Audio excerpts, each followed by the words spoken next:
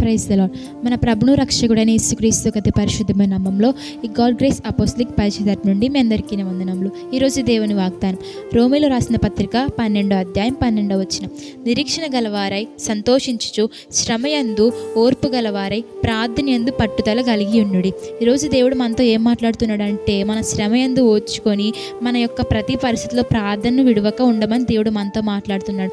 అటువంటి భక్తులు మనం బైబిల్ గ్రంథంలో చూసినట్లయితే కనుక యోబు గారి జీవితంలో ఎన్నో శ్రమలు, ఎన్నో ఇబ్బందులు, ఎన్నో బాధలు ఆయన సహించి ఓర్చుకొని ఆయన ఎన్నడూ ఆయన శ్రమలో బాధలో ప్రార్థన విడవక పట్టుదలకి ప్రార్థన చేశాడు గనుక, శ్రమలో ఓర్చుకున్నాడు గనుక రెండంతల ఆశీర్వాదాన్ని ఆయన యొక్క యోబు జీవితంలో చూశాడు. అలాగే రెండవదిగా దానియేలు మనం చూసినట్లయితే కనుక దానియేలు మీద తన ప్రధానులు ఎన్నో నిందలు వేసిన, సింహపు బోనులో తను ఉంచినా సరే ఓర్పు కలిగి తాను ప్రార్థనను ఎన్నడూ సింహపు బోనులో సహితము ప్రార్థన విడవక పట్టుదలకి ప్రార్థన చేశాడు కనుక సింహపు బోనులో నుండి రక్షించబడి బబులోను దేశమంతా దానియేలు నమ్ముకున్న దేవుడిని నమ్ముకునే కృపను దేవుడు చూపించాడు.